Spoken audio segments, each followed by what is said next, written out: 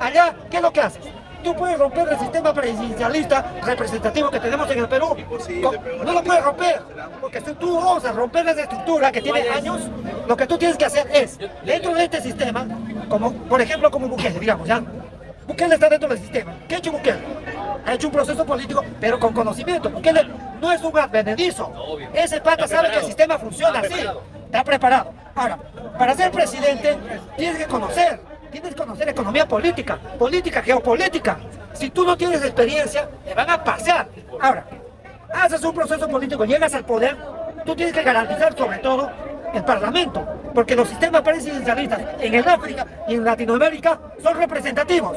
El Parlamento, si tú no tienes mayoría, si tú no tienes mayoría en el Parlamento, por más voluntad, cosas, proyectos que quieras cambiar, no lo vas a hacer. Porque, ya, por eso. Ahora, Bukele, como es un país chiquito, escúchame, Bukele lo que ha hecho, o sea, tú no puedes comparar a El Salvador con el Perú, porque las empresas transnacionales acá hacen plata, no como en El Salvador. La economía de El Salvador es pequeña, no le interesa mucho a Estados Unidos, por eso que le ha permitido a un tipo inteligente como Bukele, bueno, ¿qué te pasa? No le han permitido, Bukele tiene denuncias hasta por las uñas. Escúchame. Una cosa es una denuncia y otra cosa es que la oligarquía norteamericana te agarre del cuello, güey. Es inocente, güey, muy inocente. ¿Bukele quién es? Su papá de Bukele es un tipo vendedor, traficante de armas. Es un pata que pertenece a la casta. No es un tipo del pueblo. No, está muerto ya. Por eso, pues, mira, ese pata pertenece a una casta allá en El Salvador. Ahora, ese pata, escúchame, ese pata se ha preparado, dijo, el sistema no lo vamos a romper. Si China no se ha atrevido a romper, se ha alineado, menos un país chiquitito. Lo que vamos a hacer es un proceso político.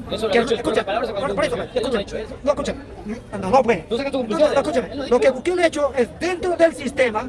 No salir del sistema, hacer un proceso político, pero con conocimiento de causa. Ya, no llegó como a llegar al Congreso. Escúchame, pues. Su carta magna dice qué es lo que debe hacer a un presidente en El Salvador, que tiene la condición de representativo y presidencialista. Ya, ¿qué tiene que hacer? La Constitución de El Salvador tiene acápites que no son igualitos, y acá pueden ser, pero no son iguales.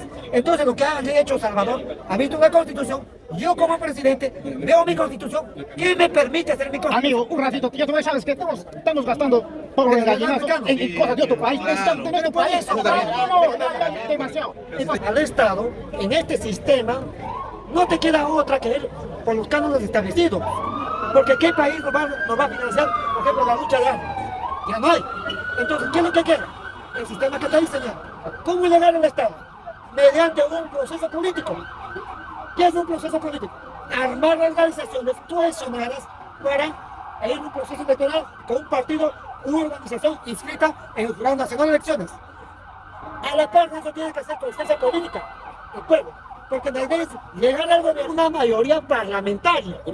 Porque ahí se hacen los ciertos cambios estructurales que el sistema te va a permitir. Ahora, si él o cualquiera de nosotros llega al presidente, por más preparado que tenga, si no tienes mayoría, ya le ha pasado a Castillo, no es suficiente ser buena gente, sino tener una organización cohesionada con gente capacitada y sobre todo que tengas mayoría. Entonces, tienes mayoría, haces un proyecto de ley para hacer que cambios estructurales compran a la mayoría, pues. Si tú no tienes mayoría en el Congreso, van a hacer lo que el caballero dice. ¿Por qué acá en el Perú no se logra cohesionar a una mayoría parlamentaria que representa al pueblo? Por una sencilla razón. En los 90, ya, pues simplifica, un gobernante que gana la presidencia para cerrar el Congreso. Legalmente, presentar una cuestión de confianza mediante un proyecto de ley. La primera te lo rechaza. La segunda, tú lo tuvo su oportunidad, ¿no? No lo hizo. No lo hizo por una sencilla razón. Porque hay desconocimiento en los cánones constitucionales. Si él hubiera estado, de repente lo hubiera hecho. ¿Te das cuenta? Por eso fue. Bukele lo que ha hecho es ver su constitución. ¿Qué puede hacer? El Tribunal Constitucional de El Salvador le podría entrar o no. Mi constitución me permite. Disuelvo el Tribunal Constitucional. En el caso de Castillo no, porque no tengo representación. En Nicaragua, mira, no mediante las elecciones, mediante una lucha armada, el Frente Sandinista de Liberación Nacional tomó el poder. Escucha, pero ¿qué pasó? Solamente 5 años hizo o sea, después de haber tomado el poder, lo que están comentando acá ahorita, a pesar de que había tomado el poder, mediante una lucha armada, no tenía gente para gobernar. Para gobernar. No es fácil gobernar. No es fácil. Entonces, ¿qué hizo el Frente Sandinista? Incluso de acá al Perú han ido. Fernando Sabaltechi de acá del Perú, un general, ha ido de acá a colaborar con la revolución de allá del Frente Sandinista. A pesar de eso, ¿qué pasó? No le duró. 5 años ha estado en el poder y vino un gobierno de derecha y lo tumbó. ¿Pero qué pasó? Pero eso le sirvió como experiencia a Daniel Ortega, ¿me entiendes? Para recuperar esas masas que estaban ahí esparcidos y tomar la fuerza. Por eso que ahorita Daniel Ortega ahora está fortalecido. Sin necesidad sino mediante elecciones. Nuevamente retomó el poder. Entonces por eso hay esa consigna que dice, salvo el poder, todo es ilusión. Ese poder tenemos que tener la fortaleza de gobernar. Si no tienes, o sea, esa fortaleza de gobernar, te tumban en un 2x3. ¿Cómo? Nicaragua actualmente está bien. Bueno, está hasta donde está, o sea, yo hablo del pueblo, de su gobierno, de su fortaleza. Nadie lo puede tumbar, no lo puede. La derecha no lo puede tumbar. No lo puede. ¿Qué cosa? Cerrar el Congreso si no tiene mayoría. ¿Tú quieres eso, no? Que es imposible cerrar el Congreso. Claro, me dijiste que tú llevas algo. Pero si hay presentas 3 recursos y según la ley lo cierras. ¿Cuál es el problema? Pero tú me dijiste que Tiene que haber la mayoría. déjame hablar, hermano. Pero tú me estás preguntando a mí, pues, ¿por qué me preguntas? Puedo aterrizar mi idea de confianza. En el segundo intento te lo vuelven a rechazar por cualquier motivo. Yo presento una cuestión de confianza para reformar la educación. Me lo rechaza el Congreso en la primera instancia. En la segunda me lo rechaza, tienes que cerrar el Congreso porque ese Congreso es un nido de ratas. Ahora, ¿cómo tengo mayoría y representación en el legislativo? ¿Tú crees que la gente, al cerrar el Congreso, no te va a dar la voluntad de que la gente de tu partido llegue a esos escaños? Y tú tienes que saber escoger a la gente ideal para que vaya al legislativo a representarte. ¿Cómo que no hay? Es que nunca has militado en un partido, por eso te explico. Nunca has militado en un partido. Hace unos años, cuando entró Ollanta, cambió de gente, puso gente nueva en el Ministerio de Educación para convocar a una licitación de libros para textos escolares para los colegios. ¿Qué pasó? Pasaron 2 meses, 3 meses, no sabían cómo organizar. Y al final, cuando vieron que se le venía el tiempo encima, ¿qué hicieron? Llamaron a los antiguos, o sea, fujimoristas, para que ellos le organicen todo y puedan hacer nuevamente la licitación. ¿Y qué pasó? Nuevamente los fujimoristas ganaron la venta de los libros. Eso es lo que pasa, porque no hay preparación. O sea, lo que necesitamos nosotros es un cuadro preparado, no improvisado. Sabemos quiénes son los culpables. La mayoría de acá aterriza soluciones, no aterrizamos soluciones. La única solución es preparar los cuadros. O sea, Pero la gente, Ya la planteó, gente profesionales, no saben hacer ni proyectos. En la sierra, por ejemplo. Sí, pero en la sierra, por ejemplo, ¿qué pasa? Fíjate, lo repito para Un que alcalde se queja de que el gobierno regional no le pueda construir una carretera. ¿Cómo es posible? Tienen plata y no me hace carretera a mí. ¿Qué dice el presidente regional? Ya, pues, compadre, preséntame el proyecto y yo te doy la plata. Y el alcalde no sabe cómo hacer el proyecto. No tiene idea de cómo hacer el proyecto y se queda ahí. Y por eso la plata de vuelta, ¿qué pasa? Se devuelve de nuevo al Estado. ¿Sí o no? Porque no hay... Los políticos tradicionales están jugando prácticamente dentro del poder lo que es un ajedrez político. Nosotros insistimos en jugar ludo cuando esto prácticamente es un teatro de operaciones donde nosotros debemos de mover una ficha y ellos ya han movido sus fichas para poder neutralizar a todas las fuerzas de la izquierda y están ganando esta batalla porque la estrategia no es meter prácticamente la fuerza, sino la inteligencia. O sea, en otras palabras, como decía, en el arte de la guerra, prácticamente no se gana con las balas y la fuerza, no se gana con la inteligencia. Y la inteligencia, prácticamente dentro del ajedrez político, es saber mover las fichas. Y por ejemplo, el fujimorismo y la ultraderecha han movilizado sus alfiles y han puesto a su gente dentro del TC. ¿Cuál era su objetivo? Sacar prácticamente dentro de la cárcel a Fujimori. ¿Y lo ha logrado o no ha logrado? Eso se llama dentro de la política ajedrez político y mover prácticamente las fichas. ¿Por qué? Porque dentro de la estrategia, ¿qué se busca? El objetivo. La estrategia, ¿qué cosa es? La planificación de los diferentes pasos que uno tiene que dar para poder alcanzar un objetivo. Y el objetivo era sacar ¿cómo se llama su papá? Y lo han sacado y no lo han sacado. Un momentito, estás hablando. Ahora, porque a ustedes no se les puede engañar. Por ejemplo, si es que, por ejemplo, no le dejaban salir a, ¿cómo se llama? Fujimori de la cárcel, ¿qué cosa hubiese hecho? Prácticamente la Keiko, dentro del Parlamento, movilizar lo que es la vacancia para la presidencia, cagarle, tomar la conducción del Congreso y la presidencia nacional. y las elecciones desde el Parlamento, ¿lo sacaban o no lo sacaban con el TC? Lo hubiesen sacado. Por eso es que la presidenta de la nación no ha hablado ni mierda, porque ella, junto prácticamente con el ministro de Justicia, han podido paralizar y darle la razón internacional. Pero, ¿por qué se callaron?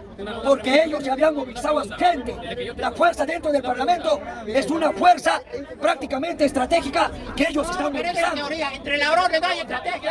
Esa es la realidad. El pueblo no ha movilizado todavía su estrategia. Eso es el problema, señores. Ya empiezan las disputas de izquierda. Los caviares también quieren chapar, no, ya no alcanza. Entonces, lo que va a pasar es que ya se rompió, ya cayó una, la Patricia Benavides. Mañana cae, por ejemplo, el gobierno y después ya, al caer el gobierno, automáticamente tiene que convocar elecciones, va a caer el Congreso. Entonces, acá discrepo cuando llega. Nosotros no tenemos que hacer de mierda en ese ajedrez. Nosotros lo que tenemos que hacer, que se maten entre ellos, Fujimorita, Caviar, se saquen la mierda y nosotros incendiar el país, echar más leña al fuego, weón. Van a venir la resolución internacional para poder liberar a Pedro Castillo. ¿Y qué va a hacer la ultraderecha? Va a desconocerlo, como está desconociendo ahora la resolución internacional. Eso nos conviene a nosotros. ¿Por qué nos conviene? Porque las masas se van a levantar. Va a haber una convulsión social. ¿Pero eso qué va a ser? Un escenario de aquí de 3 meses a 6 meses. No va a ser ahorita, señores. Eso es lo que se tiene. Ya ellos saben y para eso se están preparando. Esa es la única, prácticamente el camino. Porque para poder sacar a Pedro Castillo, también hay un ajedrez de las masas. ¿Cuál es el ajedrez de las masas? Si es que caiga mierda, prisa de mierda. Ese es el primer camino. Número 1, por ejemplo, dentro de los hechos, no de los sueños. Hablo de los hechos, porque son los hechos los que nosotros podemos ver dentro de las ciencias sociales. ¿Cuál es, señor? Uno podría ser la vía del indulto. Para que haya un indulto, tiene que haber un presidente de la tendencia de izquierda que llegue a la presidencia. Ese es el primer camino. Yo les pregunto a ustedes, ¿hay un partido de izquierda para poner a un presidente de izquierda en el poder? Van a hacer de todo para no soltarlo. Y hay que estar consciente ante esas acciones. No es que lo van a soltar de la noche a la mañana. Hay que estar preparado para todos los escenarios. El primer ajedrez es prácticamente la cuestión del indulto. Yo pienso que de las masas, de la primera, segunda, tercera marcha, de estas marchas, va a salir un nuevo líder, se presiente dentro de las masas, bautizado en el fuego, y ese será nuestro representante. Pedro Castillo no salió un año antes, 2 años antes, 6 meses, a un mes, nosotros lo hemos conocido. Y las masas, conociéndolo, sintiéndolo, que llegó en un mes, lo han puesto en la presidencia. ¿Qué nos paraliza? Que de aquí de 3 meses o 6 no salga de las masas un nuevo líder, señores. Eso puede pasar. Entonces vayamos a ver el bautizo del fuego de las masas y de esta es el factor internacional, la resolución que va a abrir un nuevo detonante político. Dina Boluarte va a desconocer esa resolución. Los fujimoristas, ¿tú qué crees que va a ser las masas? Vamos a entrar en una convulsión social y en un incendio político. Ese es el nuevo escenario político que prácticamente a nosotros nos conviene que la Dina y la derecha desconozcan para que haya un levantamiento de masas para la liberación del pueblo. Y tarde o temprano en ese escenario tendrá que salir por la fuerza de las masas Pedro Castillo. Ese es el segundo camino, señores. Y el tercer camino es la acción de masas, que tarde o temprano va a tener que llegar. Y en ese camino están los dirigentes. Ese sería mi misión, no sé cómo lo ven ustedes. ¿Qué estamos haciendo acá? Estamos 1 año caminando, haciendo marchas, viviendo de todo el Perú, a nivel nacional y a nivel internacional. ¿Qué estamos acá? Señora, estamos en una asamblea. Esta asamblea. Escucha bien, una asamblea pública. ¿Tenemos dirigentes? No. ¿Tenemos reuniones? Sí. Entonces hay un camino legal. Antes lo que tú has dicho, que también podía hacer. Tenemos ¿ustedes saben qué cosa es la Carta de las Naciones Unidas? La Carta de las Naciones Unidas que gobierna, la que se firmó en Perú el 26 de julio de 1946, ¿ok? Firmó ahí, y esa carta, ese acuerdo, está en la Constitución, en todas las constituciones que hemos tenido. Pero la del 33 no, ya estaba en la Constitución, pero la del 79 y 93. Lo que se acuerda ahí es ley de acá. ¿Qué dice el artículo 2 de la Constitución, de la Carta de las Naciones Unidas, que es la Carta de la Constitución del mundo? Escuchen, que nadie habla. Dentro del primer artículo, el segundo dice, los pueblos, porque tú sí tienes razón ahí, tienen la libre determinación de tomar su destino. Estamos en la asamblea, tenemos los votos, tenemos las movilizaciones, tenemos las manifestaciones, hemos gastado millones de soles cada uno para llegar acá, nos morimos de hambre, están puestos peor que los que estamos antiguamente, ¿me entiendes? Entonces lo que tienen que hacer es reunirse en asambleas, tenemos 25 regiones, 25 asambleas, hacer nada, lo más simple. Mismo el pueblo reunido de acuerdo a la Carta de las Naciones Unidas se reúne para tomar decisiones y no tenemos que estar con referéndum, porque al pueblo no le puede tú consultar tu voluntad. ¿Ya? La leíble determinación del pueblo, y eso hay de muchas experiencias. Entonces lo financiamos estos burócratas. Ellos solamente nos dan el dinero a la dirigencia para que se haga la asamblea, para que empiezo, y en menos de 6 meses tenemos una constitución y a Pedro Castillo afuera. En segundo lugar, si se hay rechazo, la Fuerza Armada, la fuerza de la derecha y todo, olvídense de hablar. ¿Sabe qué se hace? Se le pide auxilio militar. ¿Quién lo mata? Los capos azules. ¿Usted sabe quién son los capos azules? No sabe quién son los capos azules. Porque esto es voluntad, esto lo tiene intrínseco en el cuerpo, lo tiene. Caballero, una preguntita. ¿Qué le recomendaría a los jóvenes peruanos que están indiferentes ante esta lucha del pueblo? ¿Qué les diría? Les están escuchando los jóvenes. ¿Cuál sería su recomendación? Al pueblo, no solamente a los jóvenes. Primero, también a la de nosotros. Hay que recordar, hay que leer la historia. El pueblo que no lee su historia, lo vuelve a cometer. Cometer lo mismo. Ya lo han hecho. A los jóvenes hay que dar educación. ¿Pero qué juventud tenemos? Con la recomendación del Fondo Monetario de la Educación es una cochinada. Somos el último en educación matemática y lenguaje en el mundo, hombre. En Sudamérica solamente superamos a Haití. ¿A dónde vamos a salir adelante? Nada. Y a los jóvenes, ¿qué cosa? Los jóvenes que nacido en el año 2000, cuando le dieron el golpe militar, salió de Fujimori. Los muchachos están alimentados de ahí para acá con mi comita y con leche. ¿Qué le vas a meter al cerebro? Por eso las selecciones del fútbol son malos, somos peor en el fútbol.